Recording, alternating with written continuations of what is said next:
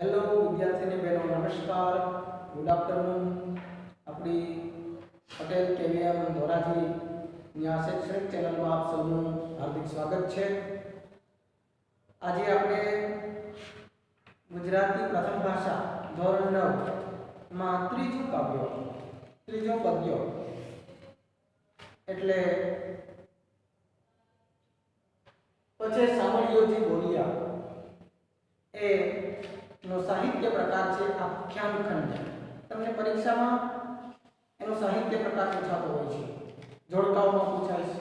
ખાસ તો તમારા જે પણ ગ્રુપમાં મેં તમને આગળ સમજાવ્યું છે એમાં પણ બતાવેલું છે, એટલે આપણને સાહિત્ય પ્રકારનો પણ ખ્યાલ હોવો જોઈએ।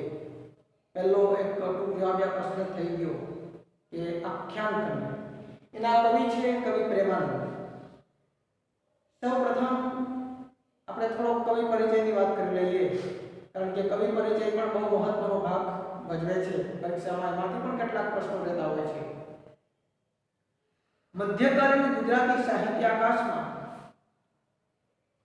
આખ્યાનના શિરોમણી કેવા હોય તો કહી શકાય એવા કવિ પ્રેમાનંદ, જેને આખ્યાન શિરોમણીનો આમ તો બિરુદ મળ્યો છે। આખ્યાનો તો ઘણા બધા લેખા છે, બારણે લેખા, નાકરે લેખા, પણ પ્રેમાનંદના પેગડામાં પગ ગાલી શકે એવો કવિ કોઈ આપ્યો નથી ને ભૂતો ને ભવિષ્યથી એમ કહેવાય છે। તમને એક રસમાંથી બીજા રસમાં લઈ જાય એવો આ કવિ પ્રેમાનંદ અને એની રચનાઓ, એના એક એક જે લેખા છે આખ્યાન એ બહુ માણવા જેવા પ્રમાણવા જેવા છે।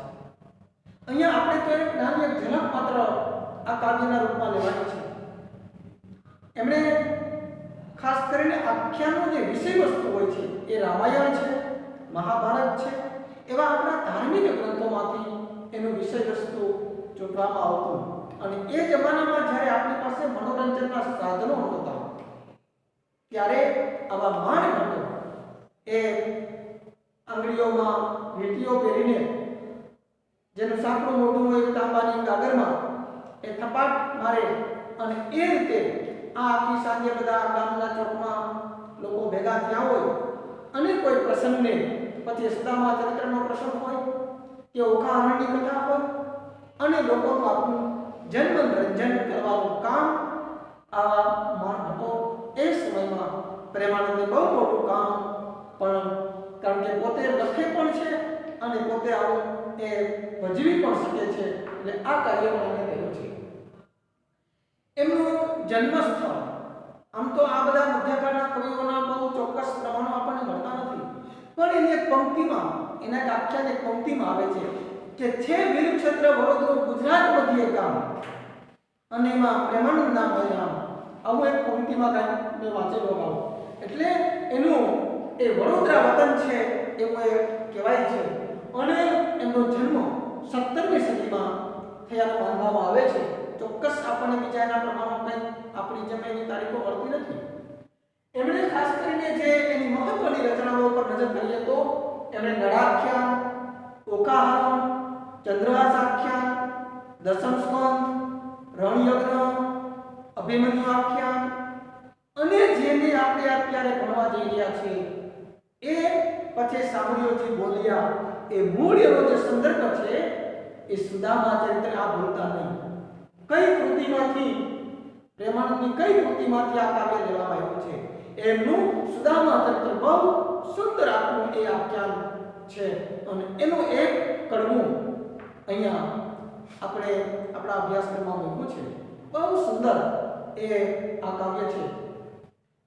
તમે એક વિચાર વિસ્તારમાં પણ કદાચ ક્યાંક સાંભળ્યું હોય કે મિત્ર એવો શોધવો જે ઢાલ સરખો હોય, સુખમાં પાછળ પડ્યો રહે અને દુઃખમાં આગળ હોય। તમે કહી શકશો આ શેની વાત કરવામાં આવી છે? મિત્રની, બરાબર?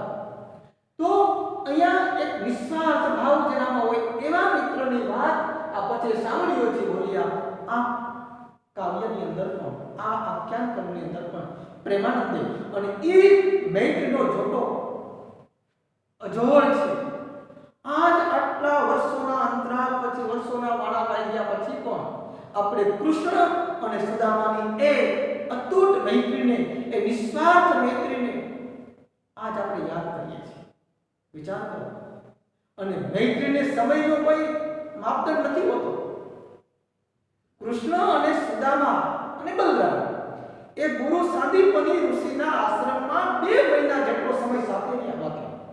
સમયનો અંતરાલ બહુ નથી, પણ એ 2 માસમાં એની મૈત્રી નિસ્વાર્થ મૈત્રી હતી, અજોડ મૈત્રી હતી. અને મૈત્રી માટેની જ્યારે વાત આવે ત્યારે તરત આપણે કૃષ્ણ અને સુદામાની મૈત્રી યાદ આવે. અને પ્રેમાનંદની તમે રચના જો એ તમે સાંભળે મને કેમ વિસરે આમ એક સંવાદાત્મક શૈલીમાં કાવ્ય ચાલ્યું છે. મધ્યકાળમાં આવા ઘણા બધા કાવ્યો સંવાદાત્મક શૈલીમાં બન્યા પણ છે. અને એમ કરીને પણ લખી શકાવે. પણ તમે જો બરાબર અભ્યાસ કરો, છેલ્લે રે આવ્યો છે અને એ રે દ્વારા પણ આખું એક કાવ્ય એક રસમય બનાવી દીધું છે.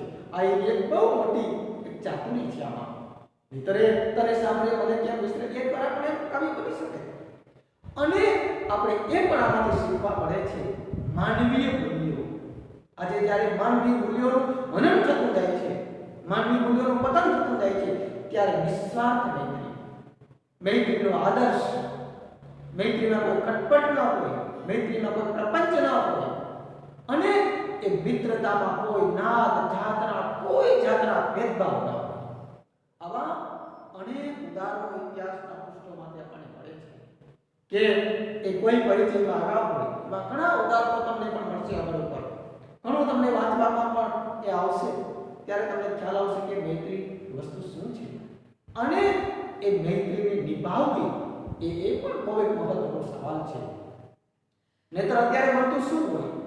આજની તમારે તમે પ્રવર્તમાન પરિસ્થિતિની જો 2 સાથે વિદ્યાર્થી ભણતા હોય, એક કોઈક મોટો ઓફિસર થઈ જાય, કે એક બહુ મોટો ઉદ્યોગપતિ થઈ જાય, કે એક બહુ મોટો કોઈ રાજકારણી થઈ જાય, અને એક બેન્ચ ઉપર ભણનારા 2 વિદ્યાર્થીઓ, બેની ગતિ જુદી થશે. અને એક સામાન્ય મજૂરી કરતો હોય કે એક સામાન્ય ખેડૂત હોય, આજે એકબીજા પાછા ઓળખવાનો પણ સંબંધ નથી હોતો. આવો મૈત્રીમાં ન હોય ખરેખર. આજે આ વસ્તુ છે. આજે આ મૈત્રીની બાબતમાં આ વસ્તુ, આમાંથી આ મૂલ્ય આપણે શીખવાની જરૂર છે. ભલે આપણો મિત્ર કદાચ પાછળ રહી ગયો છે, પણ એને ક્યારેય ભૂલાય નહીં. આપણે એક મૈત્રીમાં ભણનારા બાળ રૂપિયા હોય અને આપણે એને ભૂલી જઈએ છીએ. એટલે અહીંયા કૃષ્ણ સમય અને પ્રમાણે તમે જો કે દ્વારકાનો રાજા થાય છે. ભણી લીધા અને પછી તો એ તો બહુ સાથે ટૂંકો સમય 2 મહિના રહ્યા, પણ ભણ્યા પછી એ દ્વારકાનો રાજા થાય આપણે જાણીએ છીએ. જગ પ્રસિદ્ધ આ વાત છે. અને સુદામા કર્મ સંજોગે એક ગરીબ બ્રાહ્મણ અને પોરબંદરમાં રહે છે. અને છતાં પણ જ્યારે સુદામા બહુ ગરીબાઈ છે, એની પત્ની વિનંતી કરે છે કે તમારો મિત્ર દ્વારકાનો રાજા છે, તમે જાઓ એની પાસે. અને સુદામાને બહુ વિનંતી પછી અંતે એ સુદામા જવા માટે તૈયાર થાય છે. બાકી ત્યાં કોઈની પાસે માંગવાનું પણ એને બહુ ગમતું નહોતું. અને એ છતાંય આપણે આખી કથા તમે પણ થોડી જાણો છો કે એ સુદામા જ્યારે કૃષ્ણના મહેલ દ્વારકા જાય છે ત્યારે શું એ આ ગરીબ મિત્રનું કેવડું ભવ્ય એમણે સન્માન કર્યું છે, એમને ઉચકી લે છે. અને સુદામો એમને પેલા દ્વારપાળે નામ આપ્યું કે સુદામો કોઈ કરીને તમારો મિત્ર કહે છે ને એ આવ્યો છે. અને કૃષ્ણ મહેલમાંથી દોડ મૂકે છે અને એની પહેરવાની મોજડી પણ ભૂલી જાય અને બધા જોયા કરે આંખો પાડીને. કેટલું ભવ્ય એ આપણા ગ્રંથોમાં, આપણા પવિત્ર ગ્રંથોમાં ભગવદની અંદર પણ આનું વર્ણન આવે છે. એટલે આમ કૃષ્ણ અને સુદામાની મૈત્રીનો એક ઉત્તમ નમૂનો આ કાવ્યમાંથી આપણને સાંપડે છે. અને હવે પછી આપણે નેક્સ્ટ પીરિયડમાં કાવ્યમાં પ્રવેશ કરી અને વિશેષ આ મૈત્રીના મહિમાના આ કાવ્યને આપણે આગળ વધારશું. તમે કવિ પરિચયમાં કેટલાક પ્રશ્નો, તમે આ ચર્ચા બરાબર સાંભળી તો ઘણા બધા નાના જવાબી પ્રશ્નો પણ આવી ગયા છે. અને તમે તમારી પાસે ટેક્સ્ટ બુક પણ આવી ગઈ છે, બરાબર એને વાંચજો. ફરી આગળના પીરિયડમાં આપણે આની વધારે વાત આગળ કરશું. અસ્તુ.